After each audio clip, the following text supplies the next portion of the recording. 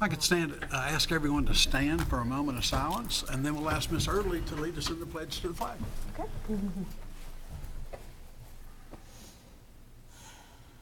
Pledge.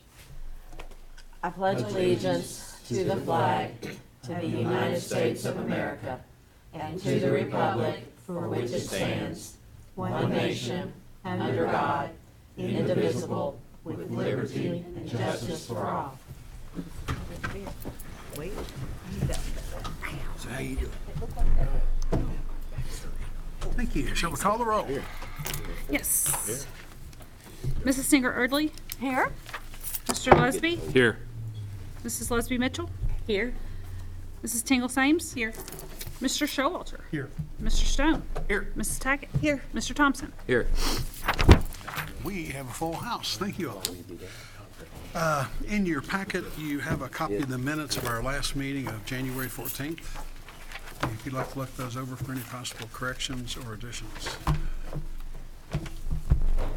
I make a motion to approve. Thank you. Motion's been made Second. and seconded. If there are no questions, all in favor say aye. Aye. Opposed? The minutes are approved. Each of you should have a copy of the latest check register. If you could indicate if you received those. Thank you. On our agenda, the first item, of course, public comments. And the first to sign in tonight is Miss Michelle Carlisle. You must have gotten here early, Michelle. I did get here early. I was hanging out in Tracy's office for a little bit. Good. But yes, like Tom said, I'm Michelle Carlisle. I'm the director at the Amen House, our food pantry right here in Scott County. And just really wanted to come tonight and say thank you for the support that you have given us so far, and give you a little snapshot kind of what's going on at the Amen House today. So you have a folder in front of you. That has that snapshot inside of it. I'm sure you have a lot to do tonight, so I'm not going to go through the whole thing, but definitely want to highlight some pieces of that. The mission at the Amen House is to end hunger here in Scott County. We are working hard every day to get closer and closer to that mission. Currently, we're seeing between 600 and 700 families that show up at the Amen House every month requesting assistance to feed their family. Because of support of the community, and I definitely include you in that community, you've been wonderful to support us the past couple years with a financial contribution. We are quite honestly hoping that you will do that again this year. But I think it's very important just to bring to you the work that myself and a little over 100 volunteers are doing every day. Those families show up at our front door just on demand when they need food. And because of that kind of just open door policy that we will sit down with them in that moment, talk through what's going on with their family, try to break down barriers to the food that we have to provide. We've seen a dramatic increase. I was pulling numbers today before I came over and did a little math on that blue sheet that you have at the very back. It goes back 4 years. And as I started looking at the July through December, which is kind of where we are in our fiscal year, in those 4 years, we've almost doubled the families that are coming in. It's like a 97% increase over those last 4 years. There's a lot of pieces of that. Some of it is that Scott County's growing, and so the need for food assistance is growing as well. But some of that's been very intentional on the side of our board and our volunteers. If we rewind last year, we had almost a 35% increase. And our target last year was our seniors in our community. We looked at them and became very intentional about getting food to some of the most vulnerable. We launched an Amen House Direct, which now, instead of families always having to get to us, if we have a homebound individual that's unable to get to us for food, there's a screening process and they go through that. But now we have about 40 individuals who are on that where literally we take the food to them as opposed to them having to get out and come to us. The year before that, we increased about 30%. And the first wave that we targeted were the kids in Scott County. We got very intentional about building a better relationship with the family resource. So at this point, all of our schools know. Actually, we had an FRC call me today wanting to know if she could come over and just get sack lunch. So the family resource from Lemons Mill came over. We have a no questions asked. The family resource resource can lean on that, but we also have a no questions asked sack lunch program for anybody in our county that can walk in that just says, I don't have enough food for today. And without doing all of the screenings, without doing all of the paperwork, we have enough to make sure they've got a sandwich, they've got a granola bar, they're going to go home with some water to just take care of today. And then we can talk about what we can do to help them for a bigger portion of food with that. But by being very intentional on breaking down some of those barriers, and then just the growth within Scott County, we've seen a tremendous change at the Amen House over the past probably at least 3 years. I would say pretty rapid change. So we're excited. We would always want to invite you guys to come and see. I can come up here and I can tell you what's going on over there. I know some of you drop off donations and have been in and out. But if you ever want to just drop by and see us in action, I think seeing that is very impactful. And like I said, just wanted to give you a quick snapshot of the investment that you're making in the Amen House and what we're doing with that. Thank you, Michelle. Any questions about the Amen House? They've got some real ambitious plans.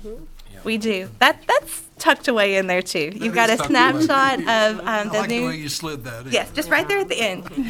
There's a snapshot, actually an aerial view from the beautiful PVA website of the land that we just purchased at the end of North Hamilton. We currently own a beautiful lot of dirt that we hope to transform into an operational warehouse. Obviously, we've got a lot of planning and a lot of steps between here and there, but we're definitely making sure we take care of today, but dreaming for bigger in the future. And Michelle has been kind enough to make sure that we understand that their budget request will be forthcoming. They would like it grown just a little bit, so thank you very much, Michelle. Thank you. All right. Well, we just have a double treat tonight. Next under public comment is Candace Whitehouse from Elizabeth Village. Hello, my name is Candace Whitehouse, like he said, and I'm the director of Elizabeth Village. And we weren't as on our game as Michelle, so Emily is going to pass out what we have for you today. And I'm here for we're here semi-often and updating you all, but the annual update, I guess, is what I'm beginning to call it, just letting you all know what we're up to, and also to thank you for your support over the years that we've been in existence, but especially since I have been the director, I just feel like the city has really been really supportive financially, but also just with support as far as events or encouragement, and so we really appreciate that. But what you have there is a letter requesting our funds for this fiscal year. If you don't know, Elizabeth Village is an organization that works with women and children who are unable to be self-sufficient at the moment. So our longest standing program is our transitional home, which is downtown Georgetown, and that is a home for homeless women and children. It's a long-term program where they can work towards self-sufficiency and independence. And then one of our newest programs is our homelessness prevention outreach program, which started last September, and that was created because we saw a need for women and children who were not yet homeless, but they were at imminent risk, and so trying to prevent that from happening, trying to work our transitional home out of a job, trying to keep our waiting list down, and the waiting list, I know that the gathering place is frequently full as well, so trying to prevent that homelessness from happening, but then also building up their skills so that way they can remain self-sufficient and not calling back again in the next 30 days and just repeating the cycle. And we also have our new after-school program that we started last year, so that's serving not only our kids that are living in our home, but all the kids that have graduated. So we keep contact with them and continue to help them towards a path of self-sufficiency in adulthood, and we believe that confidence and education in the classroom can really open a lot of doors for them, so that classroom's available for them to come back once even that they've moved out. And so that's a little bit about our programming. We try to be involved in lots of ways in the community with our programming, but then also outside of that. So on Wednesday, we're actually the county coordinator for the K count, which is a statewide count. I think Jamie came and updated you all about that your last meeting. So be on the lookout for information on that and the results that we get from that. But that'll be a big step for us to be reporting for K-Count. That'll be a great thing for Scott County because as far as I know, we've reported 0. And so it'll be a good year, our first year of reporting. And so in addition to your letter, you also have our case statement. Another endeavor that we are on is to create a domestic violence shelter.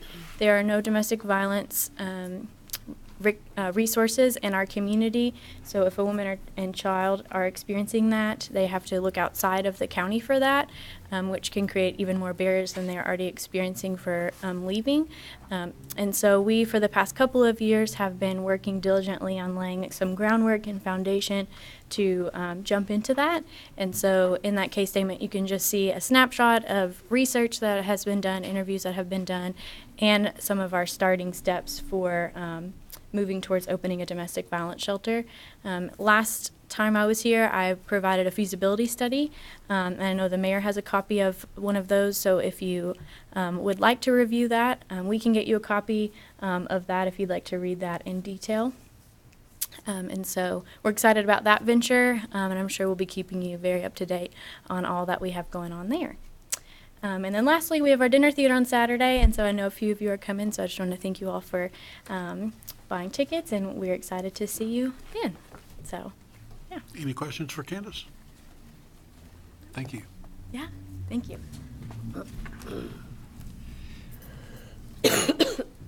Okay, were all of the public comments that were signed up. So, mayor comments.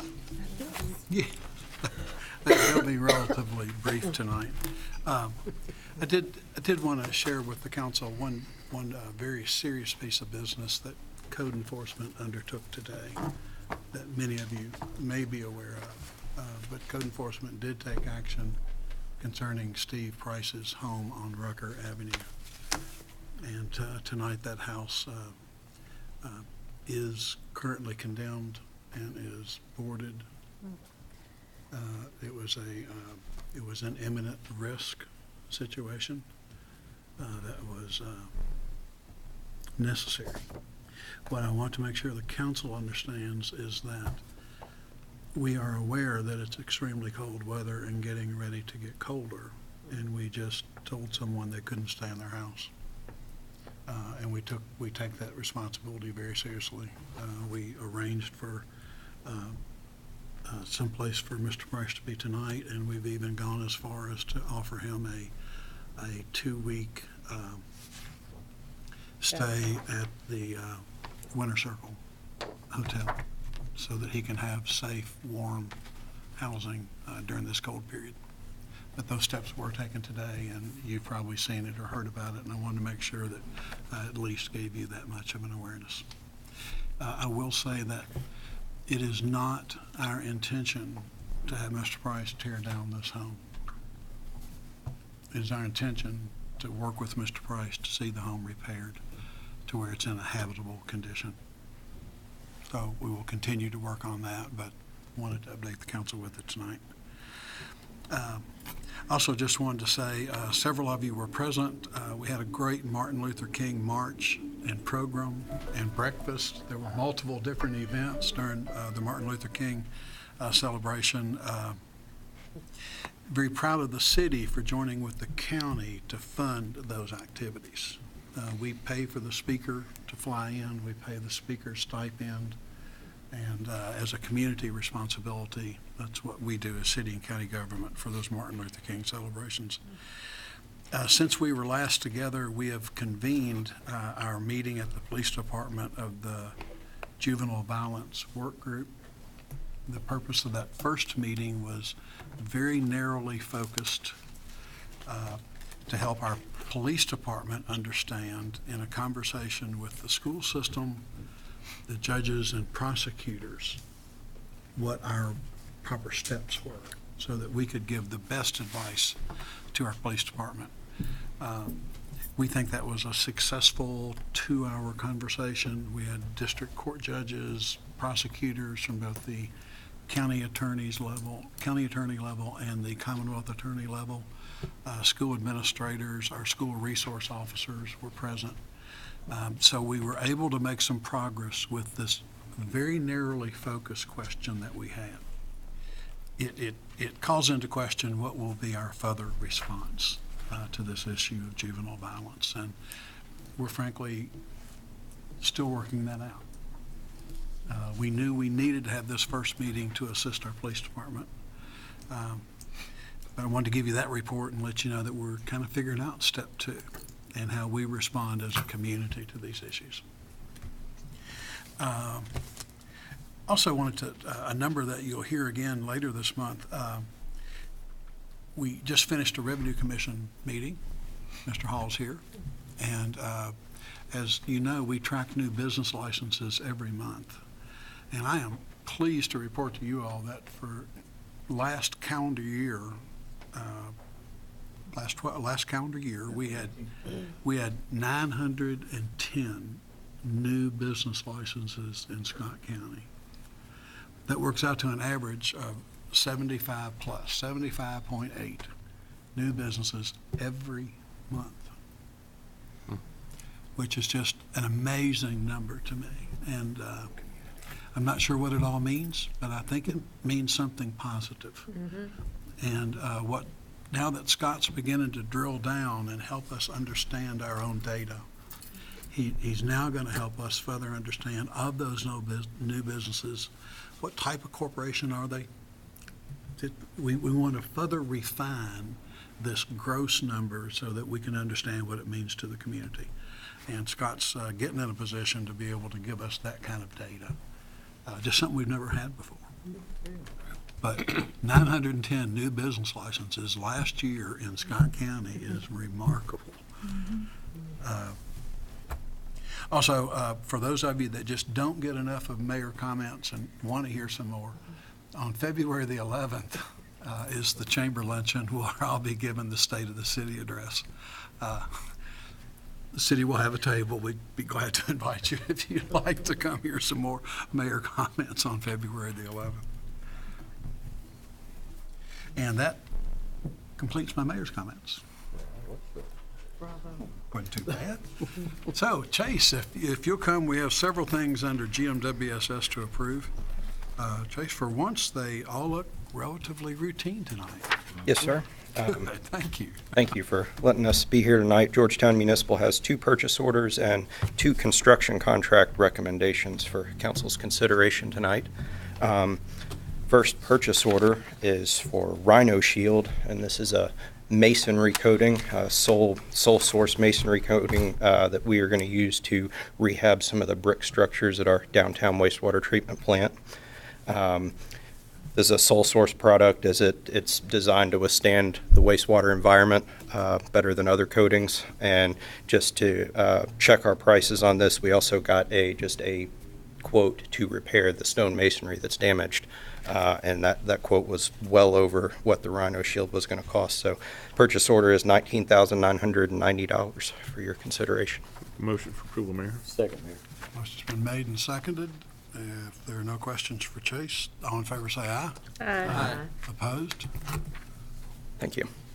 Second purchase order is to Southern Sales Company, and this is for the purchase of 2 pumps, wastewater pumps that will be installed at pump station number 9. This is one of our frequent problematic pump stations. We're going to look to do an overhaul of that and the lines associated with that pump station next fiscal year, but the pumps will allow us to get to that project.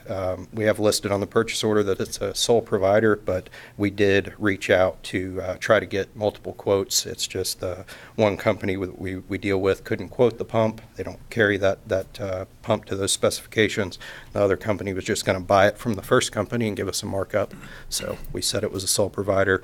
We're purchasing 2 pumps, so we have a backup, and by purchasing 2, we're saving almost $12,000. Normally they're about $16,000. We're getting 2 for $20,000. So for your consideration, again, $20,000 to Southern Sales Company. Motion, Mayor. Motion's been made Second. and seconded. Thank you, Robert. If there are no questions for Chase, all in favor say aye. Aye. Opposed? Thank you. We have 2 construction contract awards for your consideration, and both of these projects are approved projects in our current fiscal year budget, the 19 budget. First is the wastewater treatment plant number 2. That's the Toyota plant. We are replacing part of our treatment process. That's the sand filters. This project was estimated, the range was 1.5 to 1.8 million. The low bid came in at $968,000, and that went to Pace Contracting out of Louisville. They're a well-respected contractor in the water resources business, so we're confident with their bid and their past performance.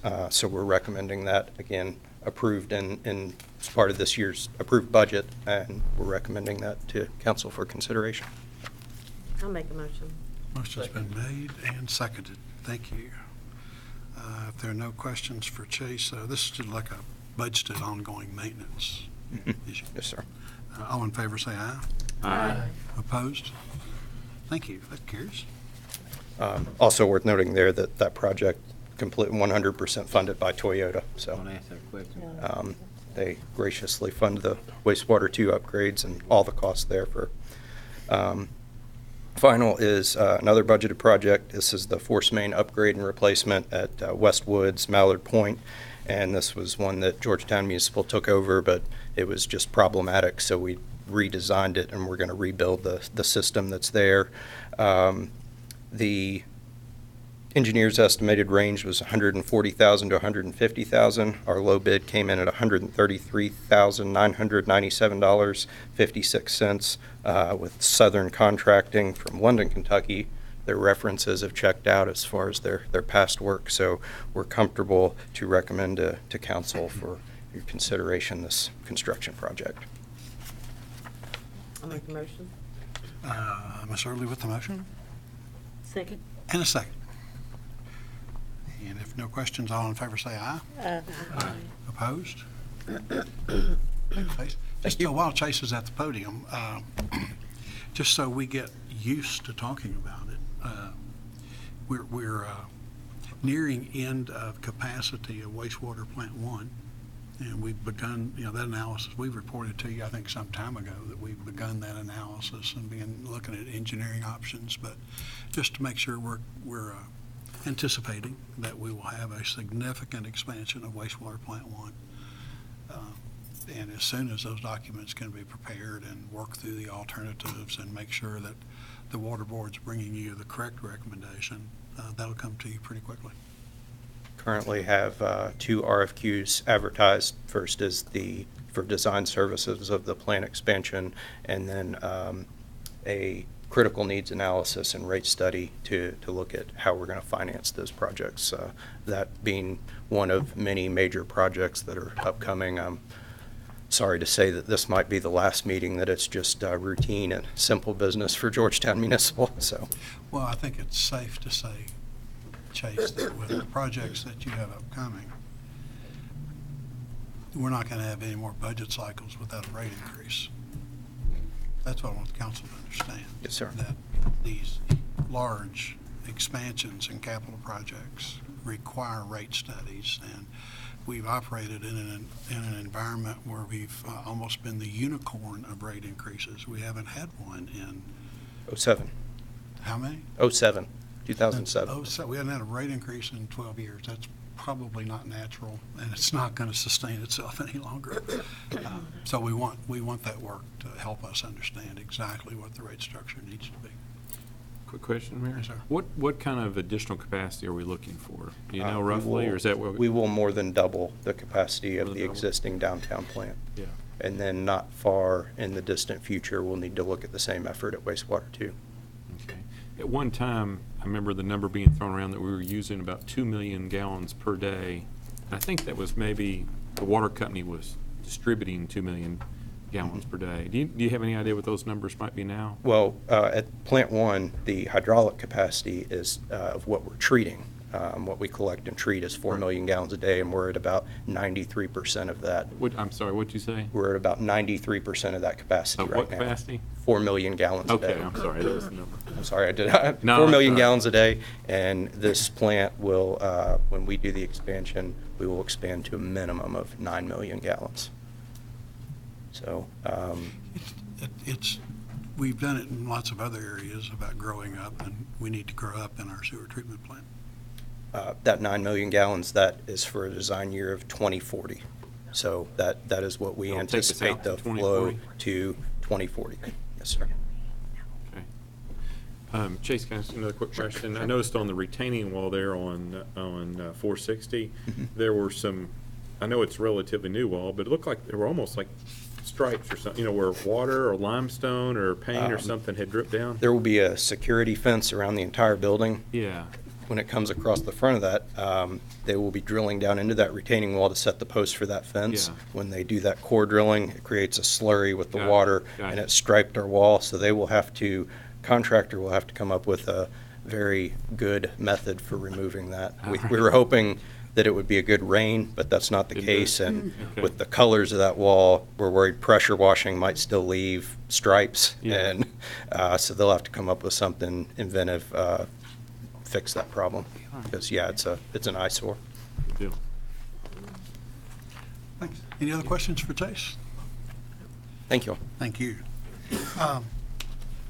Eddie, before we do city engineer stuff, we have some guests here from, on an industrial issue that's, with the council's permission, I'd like to move the order of the agenda a little bit to get Mr. Connor and his guest up.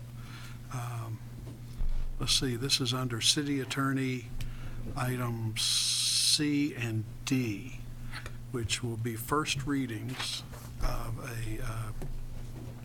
an annexation ordinance, and then first reading of the zone change ordinance for that annexation.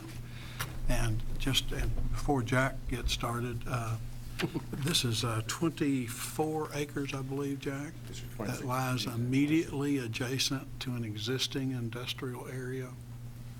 Purpose is clearly industrial. I think this this should be relatively straightforward effort of that type. So, This is Jason Millett. Jason's Director of Operations for International Crankshaft. I apologize for my address. I was somewhere else, came back quickly. Obviously, Matt Summers with Planning and Zoning. It's the old, what they call the Askew Farm, which is the Dick Rawdon's estate farm. And International Crankshaft is purchasing property and wishes to annex as well as to rezone, which is what this is about. Matt can explain, but Jason can answer any questions that you may have from their perspective. the map will show on your packet kind of a long, almost shotgun lot that runs down beside existing industrial property. It's right also adjacent to the old electric parts factory. Old timers will remember the electric parts factory. Yep. All that narrow corridor that goes all the way back down there. So it will become incorporated into the Georgetown Industrial Park. We got that right so far? Yes. And Matt, this is a request from, what, A1 to I1? Yes, I mean, I think Jack did a good job of explaining. This is currently an A1 zone property. It's outside city limits. It's been in the comprehensive plan for this to be annexed and rezoned to industrial of some kind for quite a long time. So it's good to see it come forward before the council now, and the Planning Commission recommends approval. I'm sure you all have seen the minutes and the staff report from our meeting. And I can answer any questions if you have them. Pretty straightforward. Yeah. Pretty straightforward. Now, I'm sure we'll receive more details at some later date We hope so, yes, sir. when you're able to provide details. I think you're restricted. We are, Tonight. in this particular case, this is strictly land purchase. It's our hope, I'll let Jason speak if he wants to, but it's our hope that at some point in the near future, at some point, that International Crankshaft would potentially look at some additional capital investment. So we'll leave that. It's right. the intent of ICI, obviously, to expand. We've done so pretty regularly, at least 6-7 years, we're averaging a new expansion. And we would like to maintain that expansion in Georgetown. So the only way to do that is to add land to our current assets. We are completely out of land in our current location. And this little success story of International Crankshaft Inc. currently produces 30% of the crankshafts used in America. It's Impressive. pretty amazing. You would say they're cranking, wouldn't you? I'd say they were cranking. So why don't we, with that groaner, why don't we have first reading of the, I'm not arguing. we want to do the annexation ordinance first? It's almost, One's contingent on the other. one's contingent on the other. That's the one I pulled up. An ordinance annexing into the city of Georgetown certain real property containing 24.8079 acres located at or around the intersection of McClellan Circle and the U.S. Highway 62 bypass in Scott County, Kentucky. Summary. 1. Annexes into Georgetown city limits by written consent of the property owners in accordance with KRS 81A.412, 24.8079 acres of property located at or around the intersection of McClellan Circle and the U.S. Highway 62 bypass in Scott County, Kentucky. 2. Provides for an effective date upon passage and publication. Publicly introduced and read for the first time January 28, 2019. Just a point of full disclosure, we've got everything as far as documentation except the signed consent form. The reason we don't have the signed consent form yet is because one of the property owners is out of the country. So we will not bring this back to you for final approval until we have that documentation obtained. So it's possible that this will not occur until the second February meeting, although we're hopeful that this person returns. Can you not send it to them and? We asked. I think their location may be currently unknown. That's nice. You asked, couldn't Well, find then one. there's that. Yeah. Now I know what we'll do there. Okay, that will constitute first reading. You're from the newspaper? Yes. Welcome. Our practice is we have first reading the ordinance without voting, and we have roll call vote at our second reading. And online on our website is the entire council packet, and it'll include the staff report that we're making reference to, which will make a lot more sense for you. So that's first reading of the annexation ordinance. Now we'll proceed to first reading of the zone change ordinance.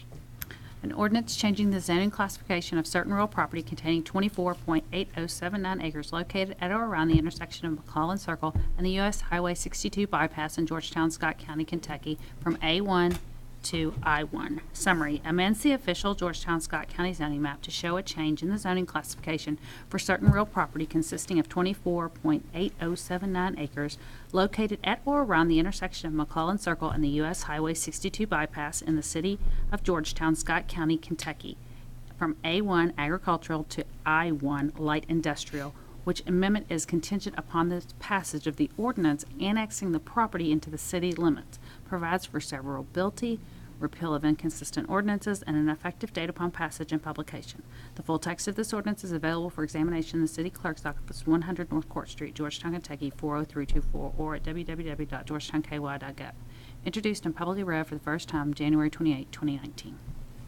Thank you, gentlemen. When we get the consent form, we'll be glad to have second readings of those ordinances. Thank you. Thank you all. And now, Eddie, we'll come back to the regular order of the agenda. And I think you have acceptance of streets. Yes. Yeah, there's two things on, under the city engineers, on the agenda tonight. First is the municipal order approving acceptance of streets in Paynes Landing. And those came with the recommendation from the Planning and Zoning Commission, as always, and to take in as city assets. Is there a motion?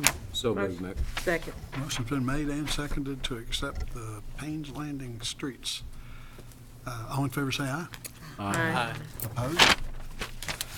The next item, I got Sure. to step on Yeah, Eddie's yeah, go toes a ahead. little bit because nobody's used to me doing that in a council meeting. This is a really important ordinance that we've been working on for a long time, and we've promised the council that this was coming for a long time. This encroachment, or we've never had an encroachment ordinance that really set forth our policies if somebody cuts our street or builds improvements that touch our streets or involve our streets. This will establish standards for how repairs should be made to our streets. It will require permits to be taken out, so the city engineer is at least aware of encroachments on our streets. These permits have very low fees. It's more a mechanism Right. tool for the city engineer. It's also, it's got a number of provisions in it that we want to draw your attention to, because some things in there will be, most of it will be routine and non-controversial, but there may be a couple of things that you all will want to pay more attention to. And what we've tried to do is identify those so we can draw your attention to them. And then, rather than ask you to have first reading of this ordinance tonight, given how comprehensive it is, we'd like to go through this bullet point conversation with you, let you take longer to look at the ordinance, and then we would suggest first reading at the next meeting. Okay. We want to get it right, and we'll take our time to do that. One thing that, just for perspective, that Eddie let me know today, when we're talking about things like sidewalk construction or things that we have to consider that might impact a homeowner, you told me that 95% Yeah. of the uses of the encroachment ordinance will be from utilities. Right, right.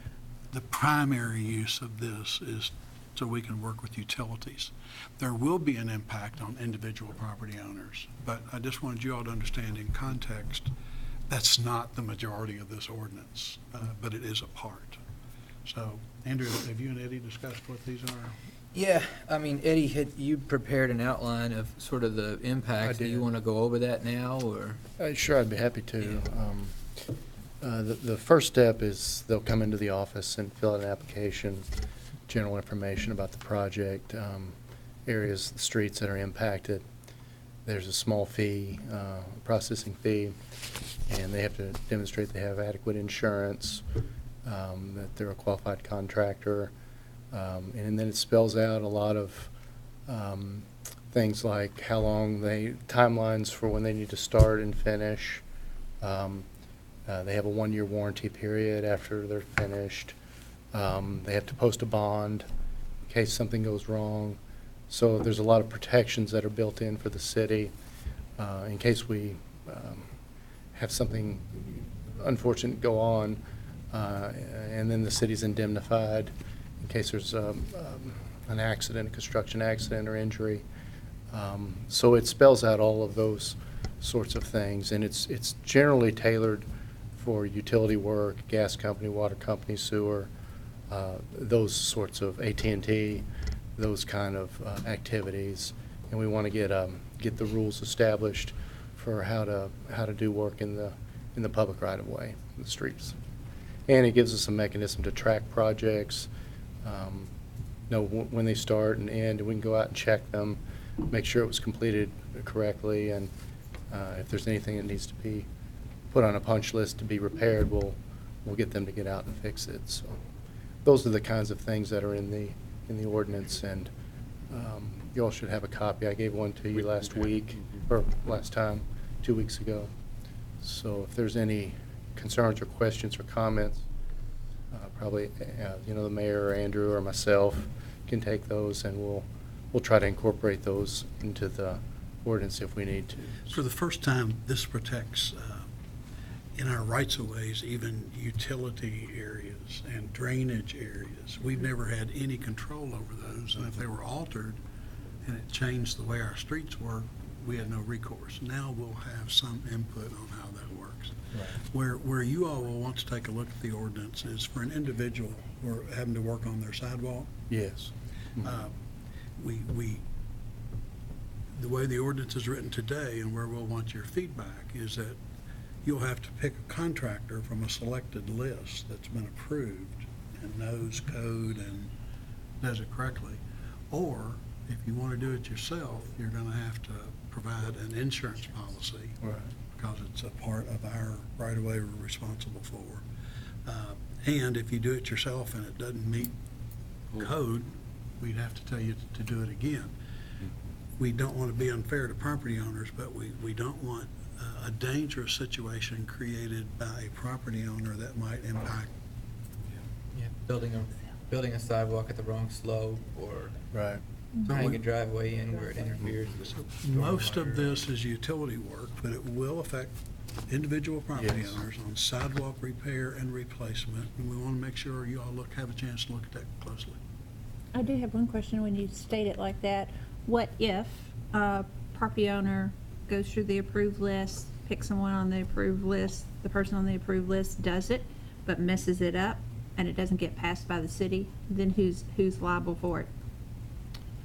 Well, we'd have to take that on a case-by-case basis, but generally it would probably be, yeah, it Will would. the insurance take care of that? Well, Because they would have to be Yeah, they have Minimum to, they have to, requirements to be on our list are gonna be, yeah. do you have a business license and are you insured? Right. It's not like we're gonna say, well, only these people are, you know, Okay, so. reputable. So that It's- still didn't answer the question on if the person did according to our instructions and thought it was reliable because it's on our list, but they messed it up Right. and didn't pass the city's test, then who actually is liable?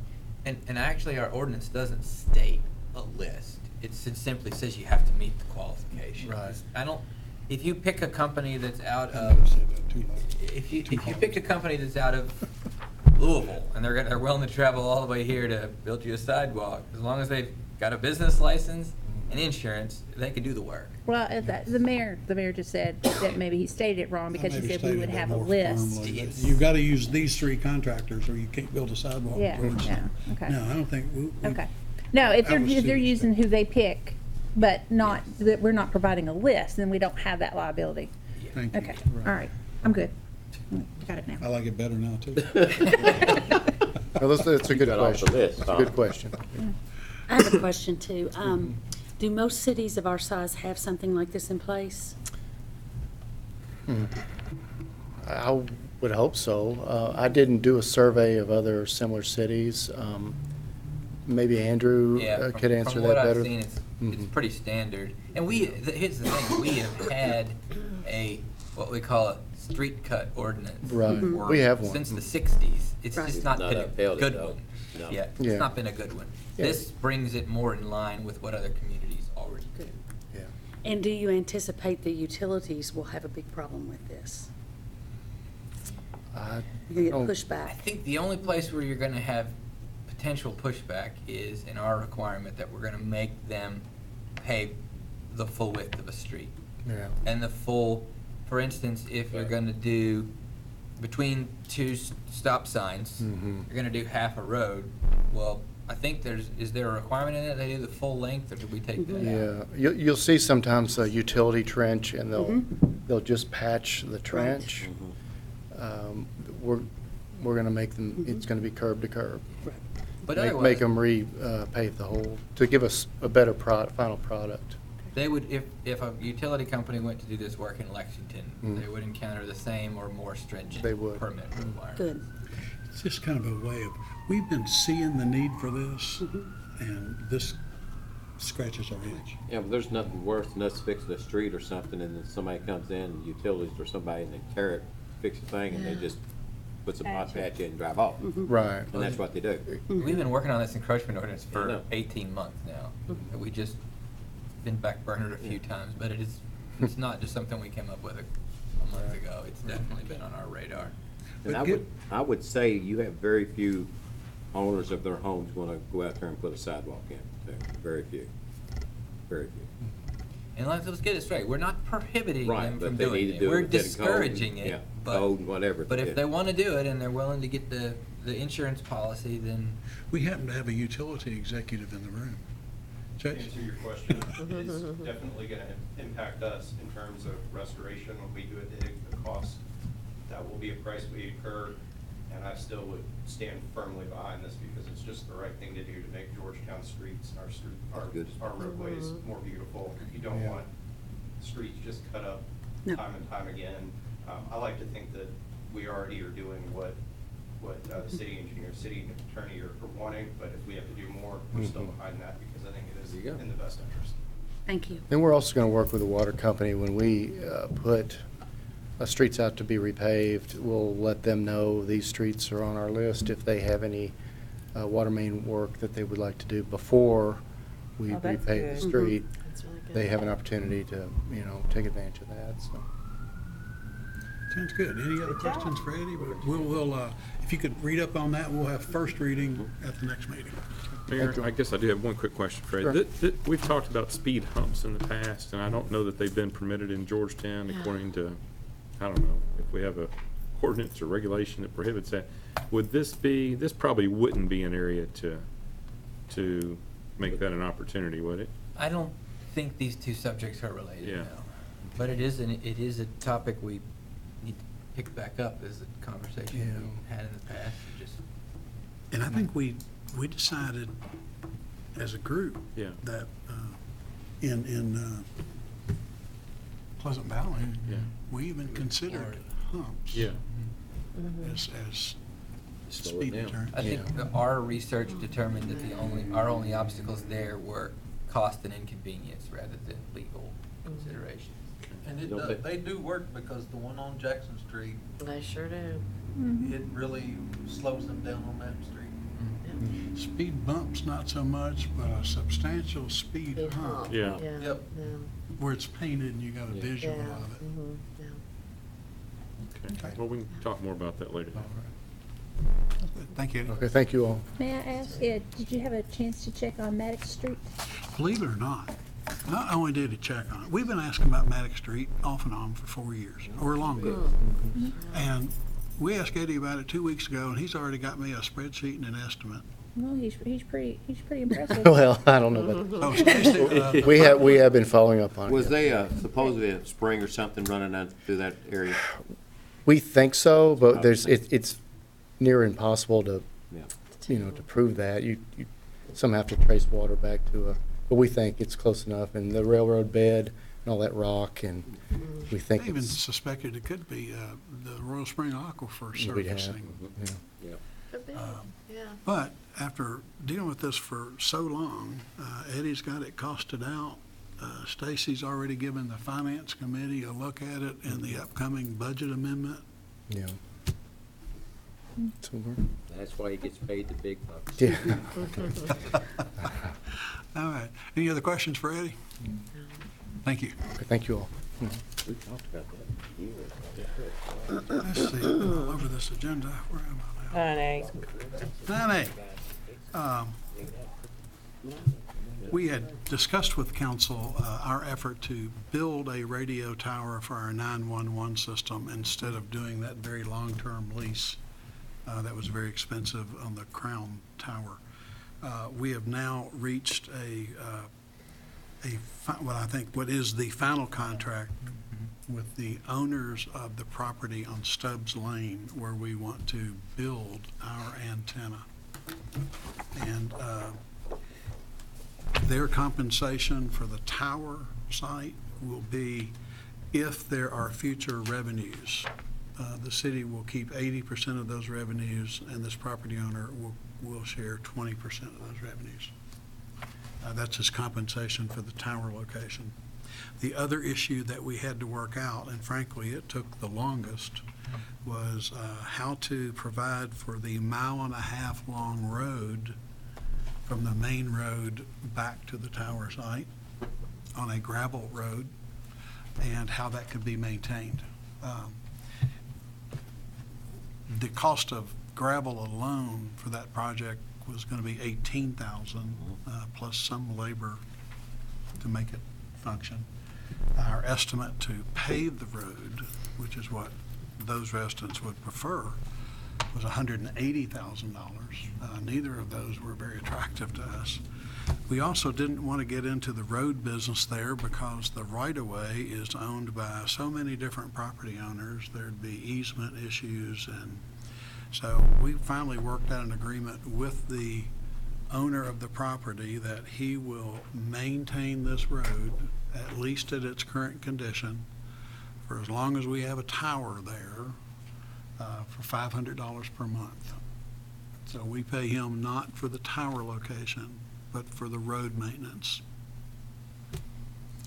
which seemed like a pretty good transaction, since I think the Crown Point, or the Crown Tower is $2,500 a month and goes up 3% every year for infinity.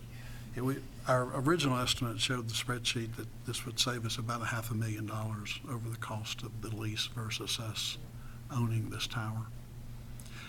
The company that is building the system is ready to start construction of this tower. We can do this very quickly since we're a municipality, and they can start construction of the tower very quickly, and we think this is probably the best transaction we can get to for this purpose. Is that in a municipal order? Any questions in general about? Tracy's got it. It was kind of a last minute. Andrew, Okay, we're so still you getting guys credit, clear? right, for the savings compared That's to the- option that's A Still versus? getting a credit against our maintenance costs. That's what Okay. he was just talking about, the Stubbs lane. So that is the municipal order that you have, and those are the terms. It's got 3 points to it. The first point is the 80/20 tower revenue Yeah. apportionment. There is the $500 a month road maintenance provision, and then they currently have on a smaller tower there one ISP provider that provides free service for 8 or 10 neighbors, and they've asked that that same box go on the new tower, and everyone's agreed to that. One more quick question. What happens if something happens to him, or when something happens to him, or he doesn't fulfill his obligation? What are our backups? So the obligation to maintain the road runs, to successors and assigns and heirs. So you would have that continuing obligation, but there is a provision where if the owner simply does not want to maintain it anymore, we just simply won't pay them anymore, the $500, and they can opt out. Yeah. But as long as we're paying, we're expecting the road maintenance. Right. So if we're not satisfied with how they're taking care of it, we send them a notice and give them so Right. many days to Correct it.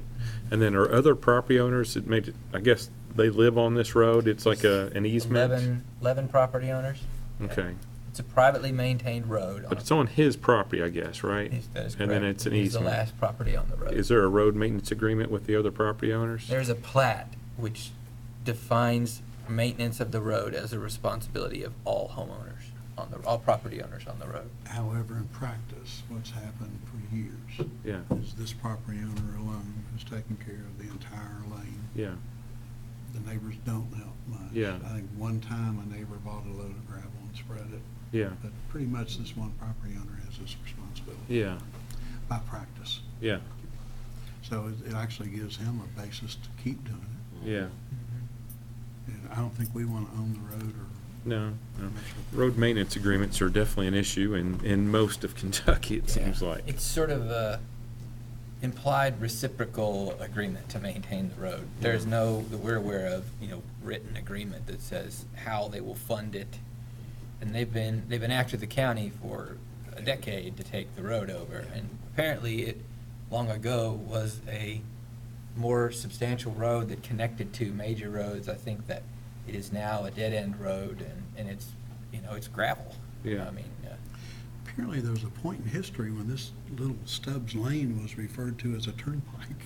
Really? It was probably a dirt turnpike, but it was a road of some consequence in the old county road system, the hub and spoke county roads. It is down off of Porter. It is down. Yeah. Okay. I thought it was. I've been on it once, twice. So that municipal order is presented for your consideration.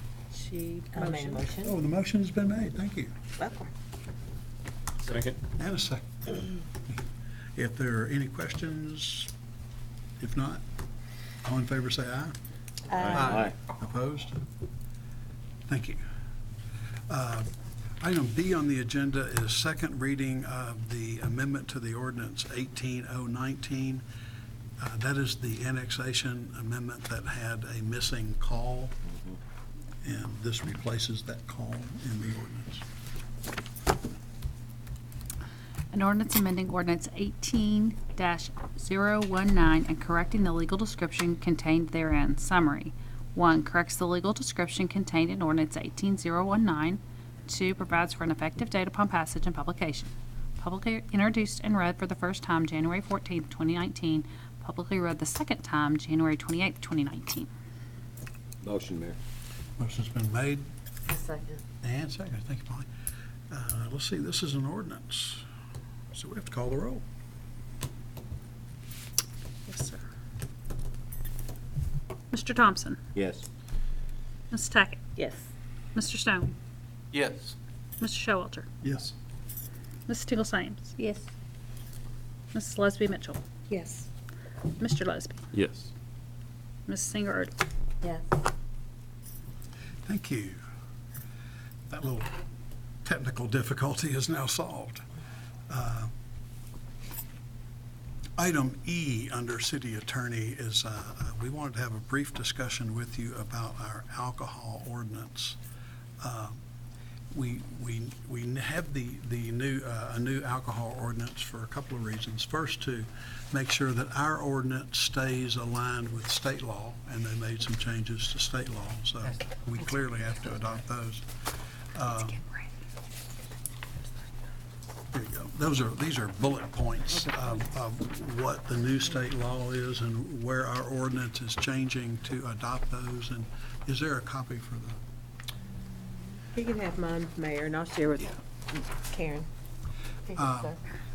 You're welcome. Most of these are very routine. There's a couple of important things that we have to do with our alcohol ordinance. We have to justify the revenue that we bring in from our alcohol ordinance, and state law is very clear on what we can spend those funds on and what we cannot. They cannot go into the general fund. They can't go for general government purposes. They have to go for police activities that relate to alcohol consumption and related issues. We also include a portion of, for example, the ABC officer's salary. We try and make reasonable assumptions about how their time is spent. But that memorandum that will accompany the ordinance when you get it will be a key component of it because it's our justification for doing it. Most of the rest of this is boilerplate with the exception of one question that we're going to ask you all to give you the information and ask you to think about it before we bring it back to you for action. And that is the very straightforward question of Sunday sales.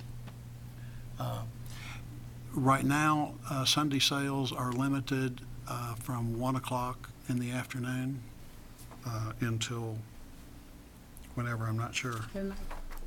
11:59. 11:59. We have frequent requests from restaurant owners and restaurant patrons who would like to go to brunch somewhere and perhaps have a mimosa or some kind of cocktail with brunch. So there is significant commercial demand to expand those Sunday hours. Some of the lawyers that I've talked to about it talk about should we make any distinction between the days of the week. One approach is to give the same hours for each. Another would be to begin Sunday sales at an earlier time if that is your wish to do so. But that is a request that's coming through the restaurant community pretty strongly. And we can't be specific about it just being the restaurants? The restaurants? What do you mean? You mean buy the drink sales as opposed to package sales? You'd have to do them both the same. You couldn't. I don't think you could separate them. Good question. I hadn't thought of Thought I'd ask that question. making that distinction. I think you could, but I think it would be very confusing. Yes. Why do they get to do it? Yeah, that's a good point. I'd have to do the research on whether that was legal, but I think Tracy is right. I think you could theoretically have different rules, but I think you can. how do you? How do you justify it, though? It creates a little difficulty for the folks we have actually out there enforcing this and policing it. So this is a policy question. Most of it's routine, but that's a question for the council. And we wanted to give you a heads up that that's probably the biggest decision in this ordinance. And it makes no sense to take up the ordinance without asking that question since we're having those questions repeatedly. I was just thinking that, you're having the pushback from the restaurants. It makes perfect sense that they would want to do that. But then I could see, with the packaged liquor and stuff like that they might want to do it early too. What's the time frame that they're talking about for brunch? 10? This is not, says 9. Nine-ish. Here. 9-ish? 9 is just what Should all we? the other days are. Yeah. I Just guess- 5 o'clock Nine's somewhere, just, right? nine's Oh, just it's 6 consistent with It's this. a.m. 6? It's 6 a.m. every other day. 6 a.m. on weekdays? Good gravy. So your choices would be Get an early start on to that. leave it at 1, put it like all the other days, or make it 9. On some and other it's other just- time. Or a different time. Yeah, And noon. It's a Do policy noon. decision that's up to Well, they're done the it council. already. I don't know, but that 1 hour, that's the hour. So this requires no action tonight, but it requires a heads Talk up. about that. And we'd be glad to talk about legal questions or anything in the ensuing 2 weeks that you want to. Well, you know that if you do the restaurants, you're gonna have all your businesses that sell, it's gonna want the same thing. They are. Yeah, they are. I guarantee Walmart, Kroger's gonna ask for it. Yeah, we did it out of respect. Actually, we just did it out of respect for the churches and for the folks that didn't want alcohol sales on Sunday. So we did it out of respect to their wishes to balance out. Yes, we have them, but we understand and we at least respect it during the church hours. So I guess most people church ends at 12. See, at one but- time, we didn't even have Sunday sales. Right, that's right. And then we, We've done it that Sales. way. then we We add went from that no to it. sales to So some I sales. know, I And we felt went the from no heat. We had Sunday. some very contentious meetings Yes, in we here did. And you all regarding have- this whole issue. And you So all have done that lifting. I think I'm gonna remember. abstain. But with You the all do. community voting it in, this council had to set some kind of guidelines, and I thought we've done pretty good so far, so. Kid. But there's always room for changes on some things. Yes, sir. So just another seed planted and for future conversation. Just watch Hey, it. Mayor, while we're talking about the alcohol ordinance, can I bring up the smoking ordinance as well? Would you? Are e-cigarettes included in that? Why did you have to ask me that? Because They it's jewel now. an Everywhere. It's issue. not e-cigs now. it's Whatever they jewel. are. I saw somebody doing one in the hospital. They do it at school. Well, Yeah. They vaping. fire Here's the up those thing. vapors. Vaping. They- Row of schoolroom classes. Yeah. yeah. I saw it. They look like, I read it. I think it was in the paper. It was in the paper where they look like flash drives. Yeah. Or pins. Yeah, pins. Well, can I ask you to look into that? Yeah, absolutely. I will give you an answer. It has actually been on my list to look, but I'm gonna guess that ours. When we passed our smoking ordinance, it was based on a model ordinance. I that a remember bunch of that other one, too. cities That was a good one, wasn't it? Karen? Should Let's do we? that one. And my recollection is those I was. same cities have had to go back and update their I'm sure they ordinances. have. I'm sure it wasn't included. I don't even know if they were invented back then. No. That's where technology These have outruns one. the Technology, ordinance. yeah. But there are those who argue that smoking is smoking is smoking. But Yeah.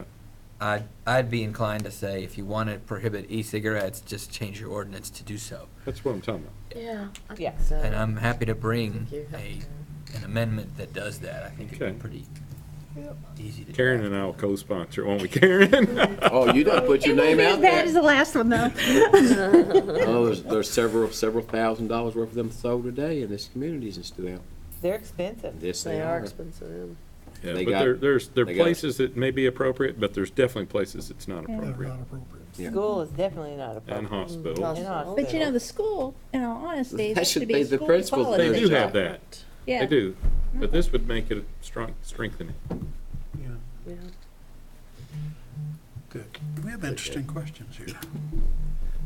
Next, item 11 on your agenda. No, let's do item 10 on the agenda. Human Resources. That is styled as second reading of amendment to the personnel ordinance. And I want to take a few moments and talk about this concept of a chief administrative officer for a city, that position, and why I believe it's necessary, why I've recommended it, and then provide you with some data from some other Kentucky cities. I've referenced us being one of the largest cities not to have one of these positions, and I have that information for you tonight.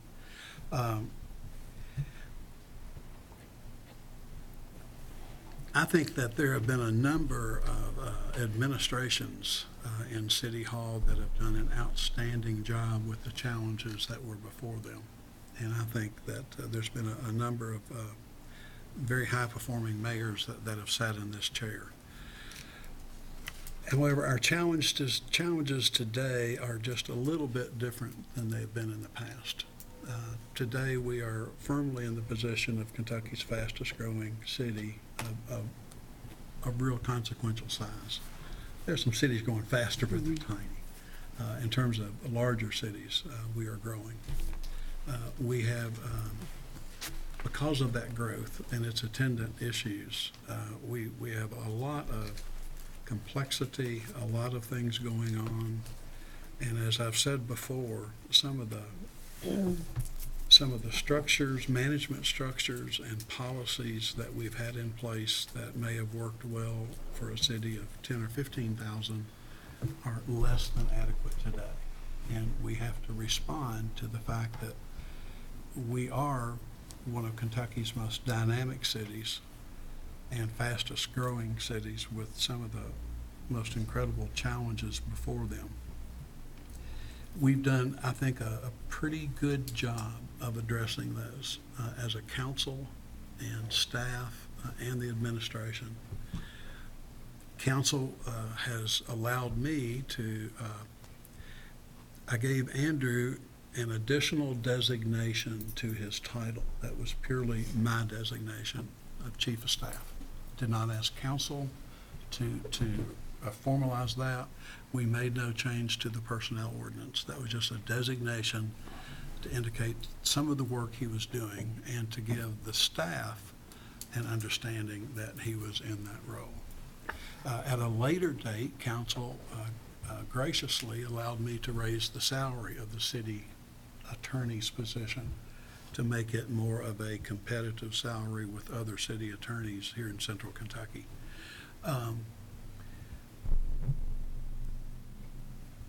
I believe that we're at a size and a sophistication level where we can justify the creation of a chief administrative officer created formally by the council through a change to our personnel ordinance, not just a designation from me, but also recognizing that this chief administrative officer position was created long ago by state statute.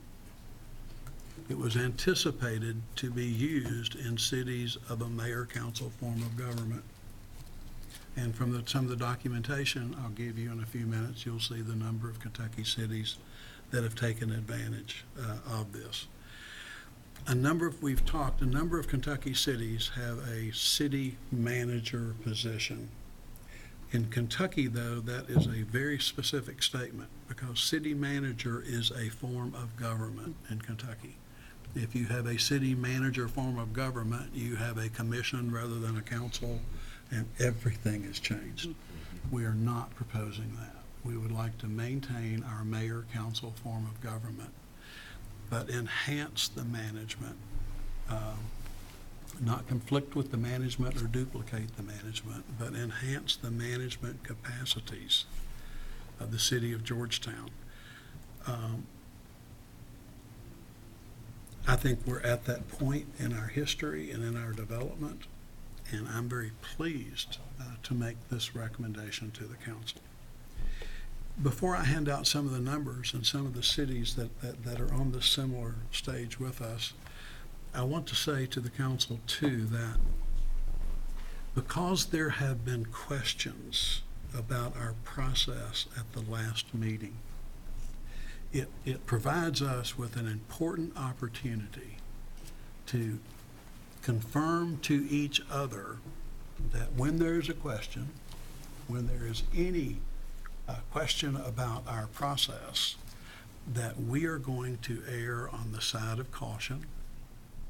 In fact, we are going to use an abundance of caution so that we can make sure that our processes are without question. So we can make sure that the process we use doesn't call into question the decision that we make. The recommendation I've made, I think, is solid, and I stand by it. If there was ever a question about process, what I'm going to ask you to do tonight is not have second reading of this ordinance, to have first reading of this ordinance. And by doing so, we make any question about process completely moot. We will, in fact, will have had 3 readings of this ordinance. So I just want the council to understand that our commitment to good process, I consider this almost a gift for us to respond in a way that sets how we're going to do our business. And it's going to be done without any question about process. So in the middle of this, let me just say we're going to back up and I'm going to ask you for first reading of this ordinance tonight. We've talked about the number of cities of our size that have either one of 2 professional management positions, either a city manager or a chief administrative officer to help with the management load. What I'd like to do is hand you all out some pages that show, do I have enough of these? See if Yes, you do. I do. Okay, if you'd send some down that way. Let's send some down that way. And we have one for you too, sir.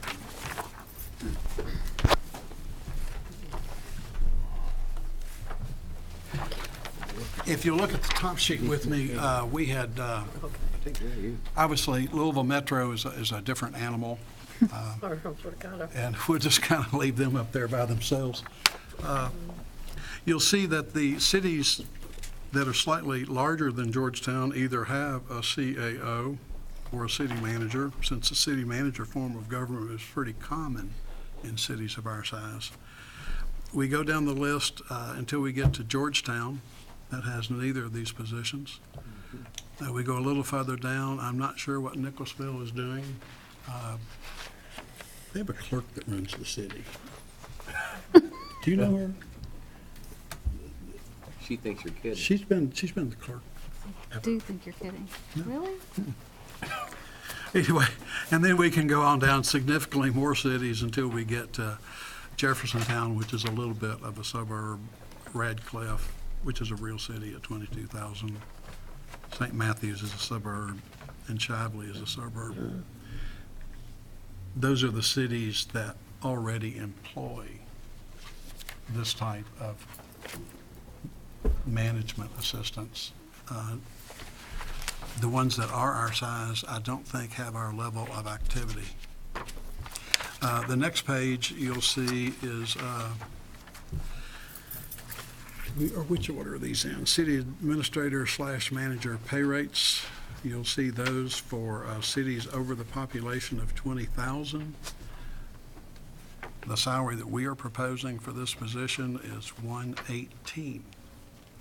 We are right in the middle of the pack as presented here. In fact, we're kind of low for even cities under population 20,000.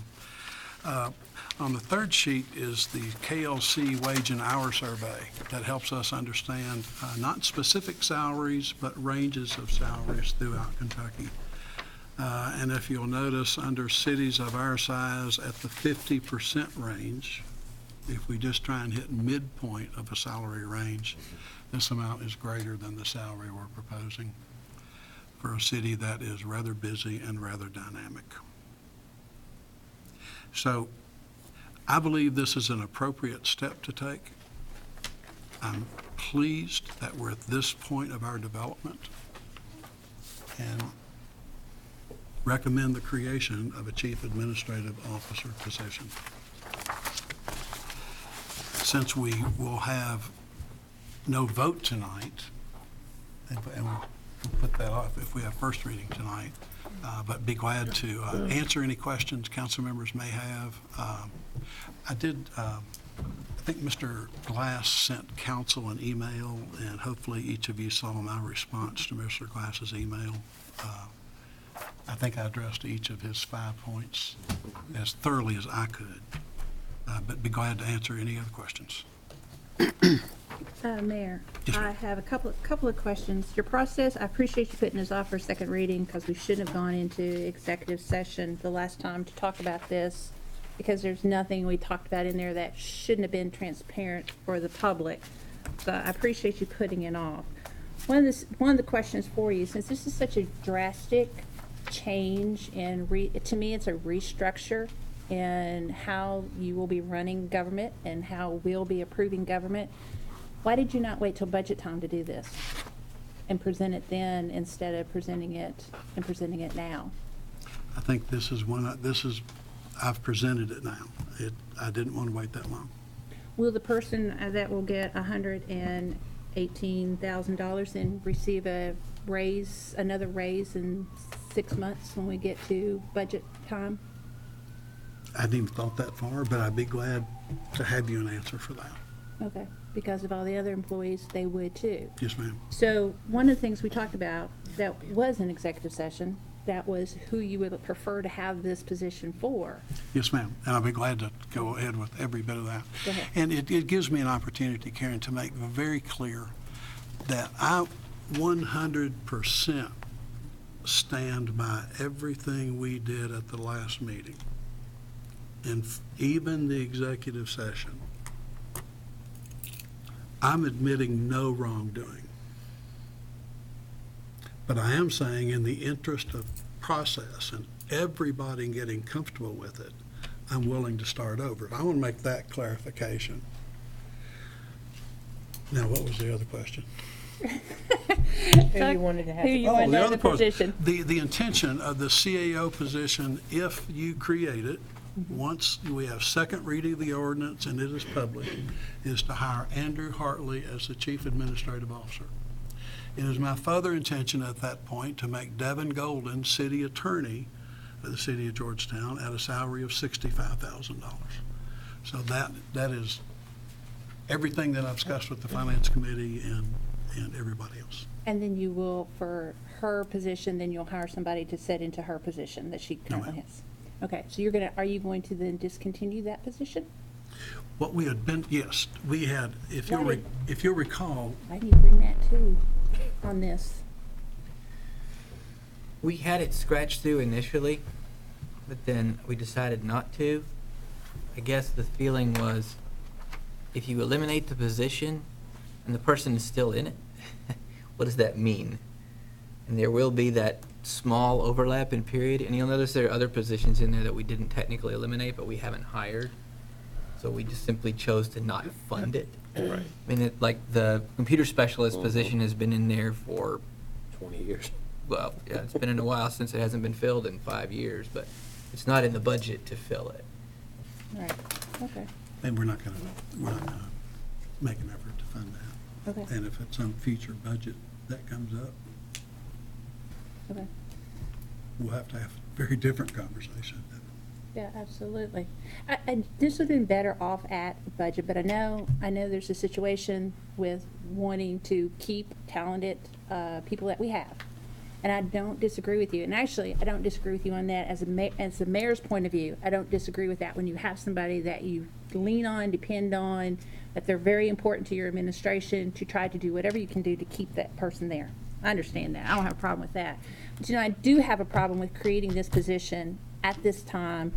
I have a little bit of a problem. I know there's other cities that have created this, and some of them I've called, and they're not. It makes me a little more comfortable that you're not going to fill that third position. But it seems like it's leaning a little top-heavy. And then I worry, too, as what administrative that is your function that you're pulling off. One of these cities, and I will not tell you which one I called because I don't want that public on what they said. But what they said was, when I called, I asked them how their structure was set up and how they functioned and everything and what they did, and they have a COA. And I said, okay. I said, well, what does that leave? I said, what are the responsibilities? They tell me what their COA, the responsibilities of their COA was. And I said, okay. I said, but what does that leave for the mayor? And they made the comment, they said, well, the mayor is the big picture person. I said, well, okay. Ours is too. And says, and they go out and be the face of the city. I said, well, do they do any function of actually managing the city? And they told me no, that they didn't. Well, that's not okay in my book, Karen. Yeah, that's That not okay. absolutely is not okay. And so then I asked them, I said, well, on the council's point of perspective, then does the council have any authority over these changes and things that come about, or the direction that the mayor goes. And pretty much in their case, and it won't be for you, but in their case, they just let the city COA is the city manager of the town. And that's all that it becomes. And I'm afraid, and because of history in Georgetown, and you know what I'm talking about, the history of Georgetown, that we will get dependent upon that person, whether it's Andrew or not, get dependent upon that person, and it takes authority away from the mayor, which then in turn takes authority away from the council as well.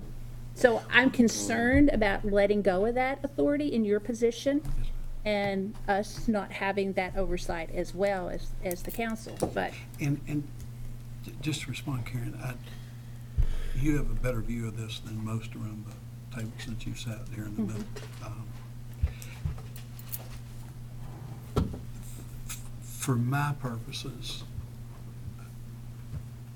in the role as mayor, I'm pretty confident that I can have the right relationship with the CAO. And I'm going to be the mayor. And the CAO is going to help me do what I ask the CAO to do. We've talked before about city attorneys that have been very influential beyond their role and others. And I think that's something that everyone has to stay vigilant on. The only place I disagree slightly, Karen, is no one ever gets to take the council's authority away, because the mayor doesn't share your authority. I can't, even if I'm a weak mayor and a CAO runs all over me, mayor still holds, or council still holds all the authority, and it will never be diminished. yeah, but if your attorney runs all over you, the council has a little more authority in that than if your COA, I think, but I don't know how. You showed us in executive session the KRS. I'd like to see the KRS again. You didn't give it with the information here. We didn't. But I'd like to see the KRS again to have some time to look over that a little bit more. We should have given you that, because it's literally one Yeah, paragraph. you showed it to us when we were in executive session. We'll email that to you. Please, yeah, that would be great to do I that. thought it was part of the documentation I had tonight. It's probably the simplest thing we have. What we recall from reading the state statute about chief administrative officers, the conclusion was that's kind of the way we're functioning today.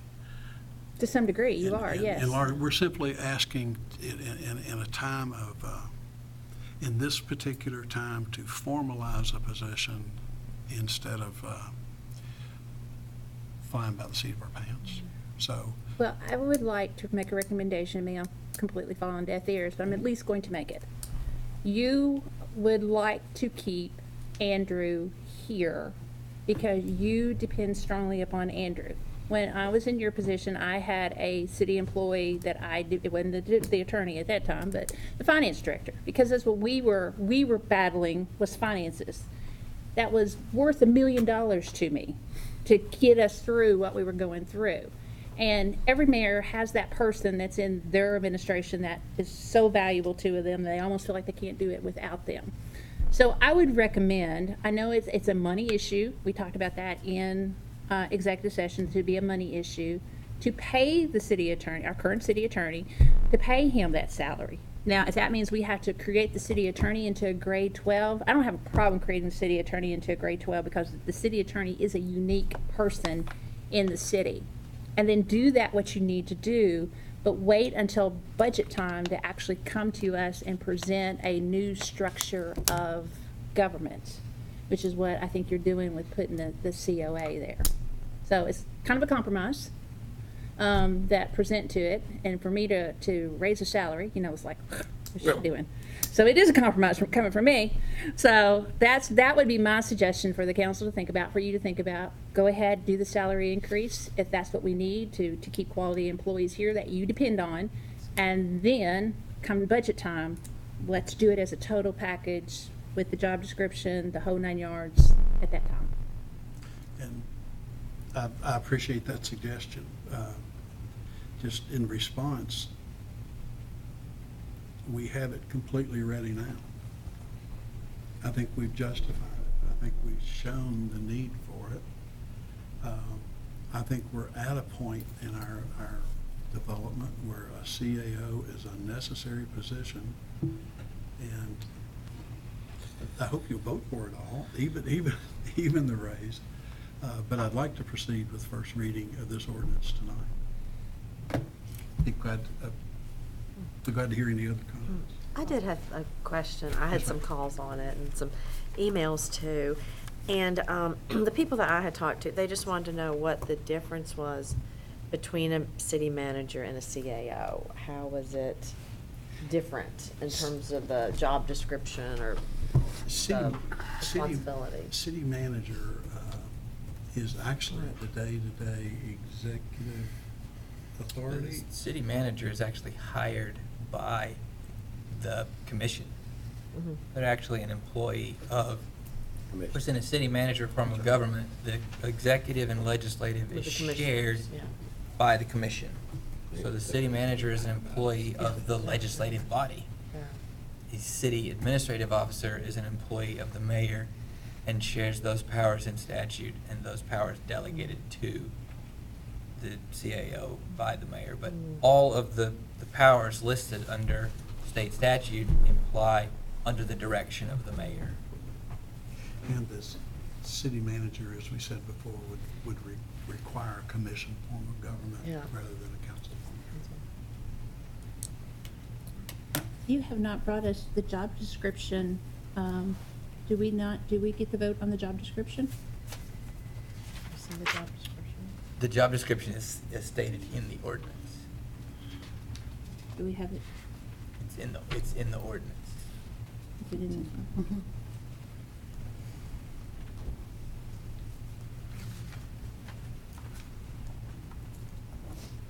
And it simply says what's in statute. Okay. Other questions prior to first reading?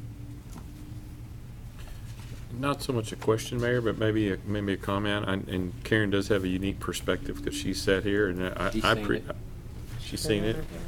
And I do appreciate her comment about how valuable, certain key employees can be. And I think most of us or all of us have probably realized that in other capacities as well. I look back and I think about some of the pay raises that we've made over the past 20 years. We've done similar types of evaluations for the police department, for example. And we didn't wait till budget time to make those changes. We went on and raised the pay for literally 50 or 50 plus employees at one time. We did the same thing for the fire department a while back, and I know we've done that for other employees throughout the city without being terribly specific. I don't have a problem with the timing part of it. I'm good. It's an hour later, and the mayor wants to address it now, and he's brought it to us, so I'm comfortable with that. The other thing that I would say is important to me, or would be important as a citizen of Georgetown, would be to have some overlap and to have somebody that's very capable that is actually helping facilitate some of the many big projects that we have going on right now. And we've got a lot going on right now, and we've got a lot more things that are going on. And if you lose, when you were the mayor, we had a city attorney, and that was it, in terms of that, in that capacity. Mm-hmm. And when you lose that city attorney, you've lost 100% of that workforce that's helping you in that particular department. And the way that it's structured right now, at least we've got a couple people, and there's some overlap, and things just don't come apart or stop when there is a change. And eventually, someday, we're all going to change. We're all not going to be in these positions forever. And it gives me a sense that of confidence that we've got the mayor diligently working on these projects, and we've got Andrew. And we've all seen Andrew's work performance, and it's outstanding. And having both of them working in the same direction as a team, I feel really good about all the things we've gotten done over the past 4 years, Mayor, I guess, since you've been in office. And we got things done under the prior administration as well, but I know the mayor can relate specifically to the past 4 years, and I can relate to the past few years, and I know you can. I know several of us can. So I'm in full support. I appreciate the compromise and throwing out another option.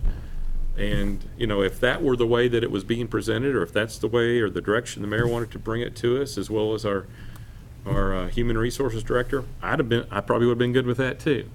But it is kind of what it is, and this is what we have, and I think there are a lot of positives. And I know you pointed out some concerns. I don't want to say negatives, but you pointed out some concerns, and I know you spoke with another community.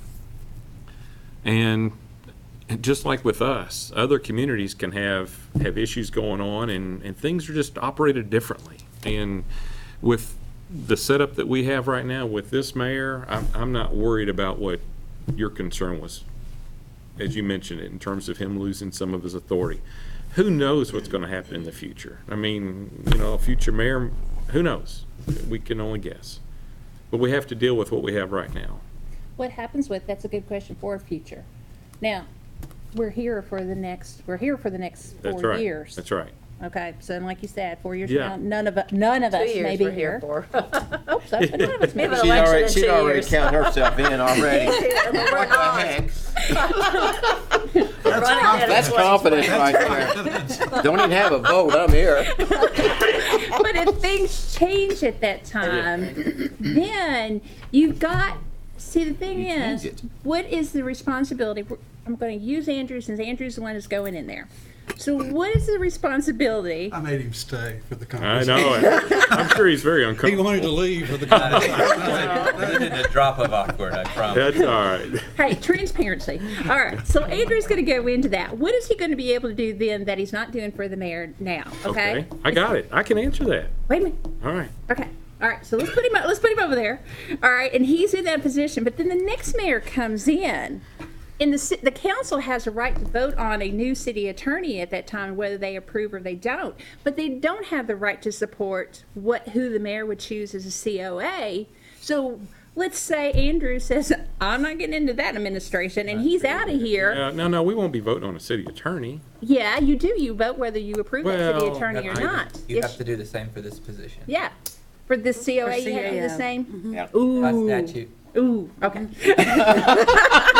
So Karen, Okay. So I don't know all the questions you asked there, but here's the bottom line. Responsibility. Well, he just told me Here's the that's bottom what line. to do. Here's the bottom line. If that mayor's gone and you're not in there, and let's say that many of us are no longer here, I'm going to feel darn good that at least he and Devin perhaps are still here helping us run this city government. But that's So- the things, the people that work, that's why maybe I didn't say it right. The people that usually work around the mayor at that close relationship, when that administration changes, Yeah. they are wise to seek elsewhere Yeah. or take the chance on Right. staying And- or being asked to And they leave, as you certainly well know will I did. if their benefits and their pay are not where they really need to be to compete. And I get that too. So that's what I'm saying. If he's doing all the functions that there is now, raise his pay. 6 of one, half dozen other. Except that you leave out the promotion of Devin and No. putting Devin in the pipeline if you do it that way. You could still do that. That you can still do that. You can still do that. As a matter of fact, you could have a pay increase there and add responsibilities there. So then you're not changing the structure of government.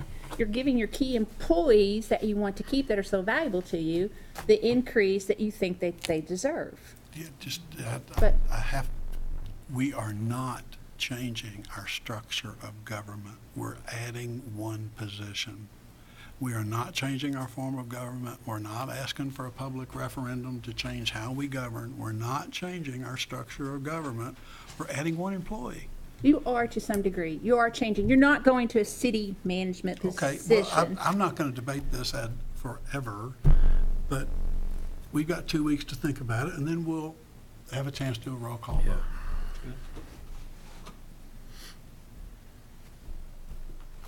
If that's okay. Item 11. First reading, don't we, We Mayor? gotta do first reading. Let's do Mayor. that. We might not be voting on it in 2 weeks. Let's not put it off. It'd be the second, 4 third. weeks. Oh, and Polly, by the way, Polly, I didn't answer your question fully enough a minute ago. There are some other differences between a city manager and a CAO. Where the CAO gets most of their authority from the mayor, the city manager has all this authority that you all provide them with their hiring. And the city manager is primarily responsible for drawing up the budget, presenting it to the Yeah, makes council. sense, yeah. So there are some duties that I wasn't complete enough. City manager really does have Todd some had a And question. one thing I was gonna say, I know that Tracy's gonna email it, but I do have the state statute pulled up. And there is if you want me to read it, I'll read it. If you, Give me the KRS, if you will. KRS 838.090.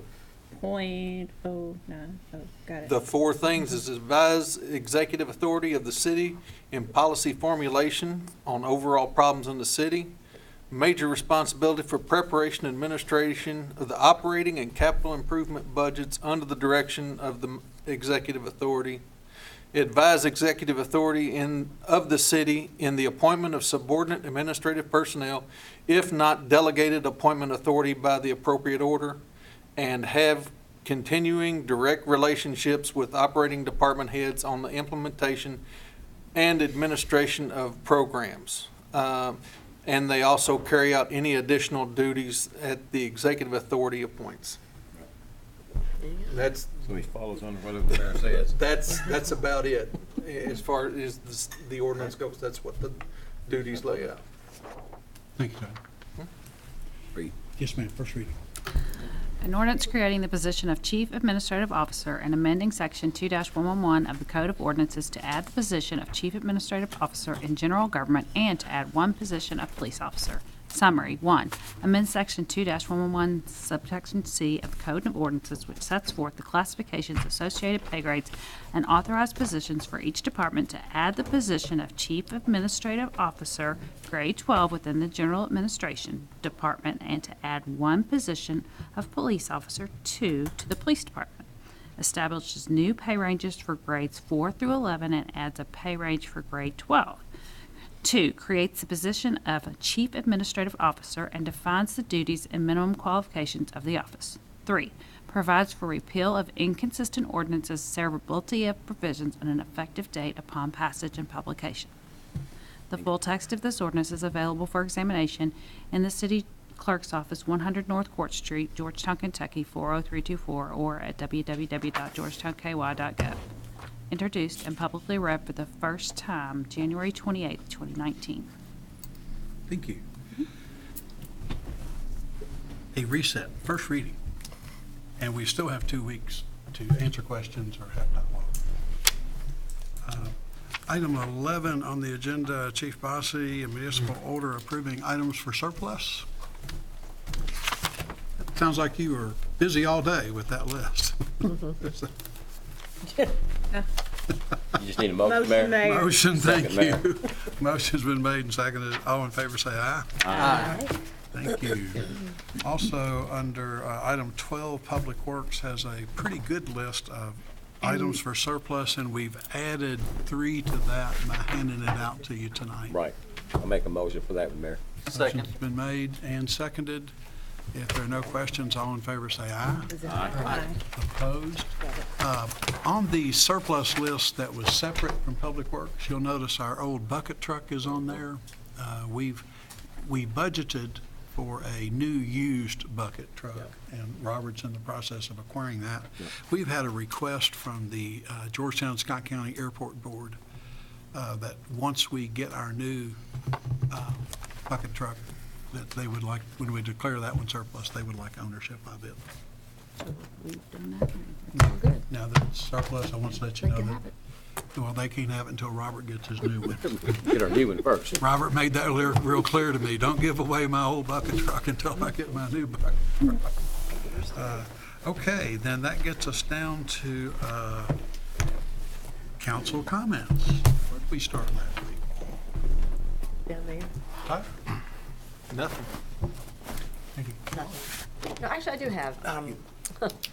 Tammy, Todd, and the mayor, Devin, and I went to the KLC training a couple weeks ago, and very informative, as always, and very impressed with these two. I have to say, they were there at 8 a.m. every morning, bright-eyed and bushy-tailed, taking notes. Well, let's not go that far. No, you were, you were. Which part weren't you? You deserve a shout-out for that. Good job. They're very hardworking, so. I'm love really to give glad you them a- brought that up, Polly. It gives us an opportunity to just mention everybody's aware that county elected officials have a training stipend. Magistrates are eligible for. If they get 40 hours of training in a given year, Yeah, that's right, yeah. they get a unit of training credit. That unit of training credit is a little over $1,000 or $1,100. If they get 40 hours for 4 consecutive years, they stack those training incentives to where most of the fiscal court magistrates, if they finished 4 years of training, are now getting a bonus at one point in the year of just over $4,000 for training because they attend training. The Kentucky League of Cities has gotten legislation passed that, and they will track it, that city councils are allowed to establish training incentive programs among yourself, to where if any of you achieve 40 hours of training as tracked by KLC, you could be eligible for up to a $500 a year stipend. And you could stack 4 of those for up to a $2,000 stipend. On your yearly salary? It is just. It's a bonus. It's a bonus. Really? Now, Who pays the and- bonus? In all cases, in county government, it's the Comes out of county. our funds. DLG, Department for Local Government, tracks the hours for training officials, and once they hit their limit, they send a letter to the judge and authorize the payment through the county's payroll system. We could implement that just to incent council members that are willing to do training.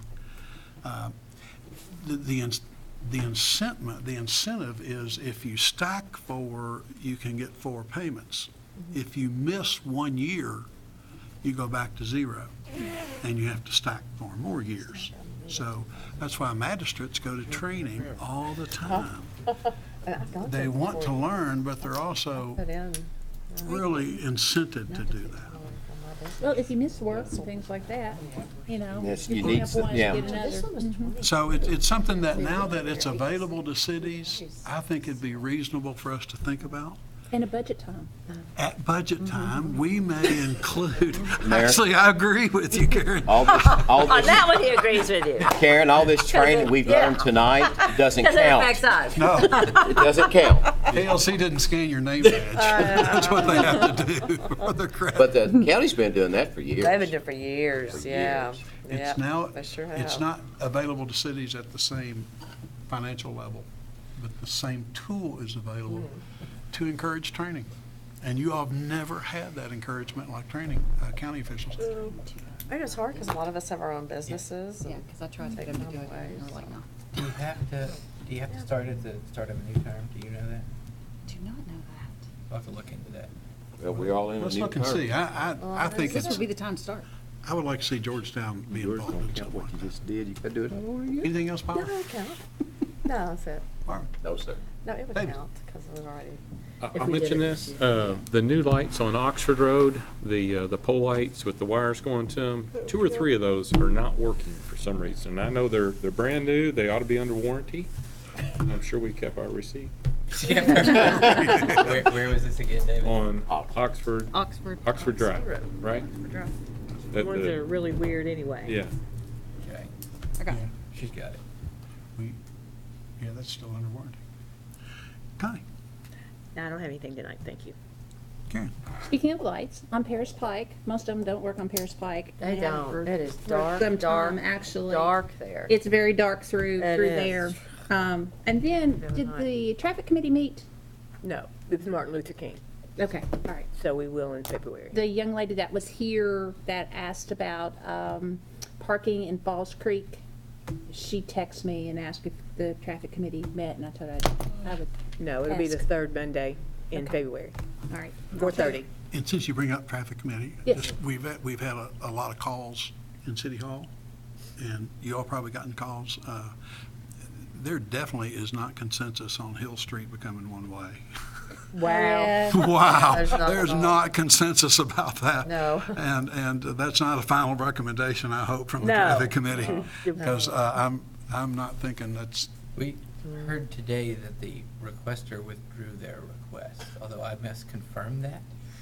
The person who requested it before the traffic committee Has changed their has mind. withdrawn their request, Probably but I will talk to need all to their follow neighbors up then. on They that. probably got some phone calls too. I think they might have got some phone calls. I'll talk to Eddie. We haven't discussed it. It's gotten a remarkable amount of attention. That's pretty awesome. Yeah, That's it good. That's good. Anything else, Karen? Mark? Tammy? I did get asked by Kimberly Vinegar to attend the Boston Heritage Commission meeting, and I was able to go to that. And they're in the process of planning their cleanup of the cemetery, their workday, in April. And they had a few things that they wanted to ask the council, and what I recommended was that they try to get on the agenda for the next meeting, so I expect that they'll do that. So Good. You know, we've worked really closely with them they say they the appreciate last that. couple of years. In fact, real volunteer groups from Right. City Hall showing up and helping them. Had Public Works out there, they took care of the Right. mowing and stuff, and they Yeah. painted the fences and I have new flowers on all the graves and got all the graves out of the ground. I mean, done a lot of it. They really appreciated that, from what I understood, and they're getting ready for another workday, and just want to make sure that everybody's on the same page, so. I've been encouraging them over the last year to try to develop a sort of a master plan, Right. phased out, because we've talked about all the work that needs to be done there, and it's things that you can take small bites at. And we've talked about sort of innovative ways. You know, there's a really fascinating history of what's what's there, but it looks like a lot of the stones that people assume are missing are in fact have fallen over and have simply become swallowed up by the earth. Yeah. And So maybe they haven't been stolen or Yes. moved. I would feel so much better about but here's that. here's a neat thing for you all. So we actually had, I think it was by chance, but the police department had their drone over the cemetery and took a picture at it was either dusk or dawn, and you can very clearly see the outline of all of the graves, and there are a lot. I think we reported this to you all. We used a heat sensing camera. And the voids in the grave keep and lose heat at a different rate. And the aerial photograph, you can see where everybody is. And, you know, I think this was one of the things that they talked about.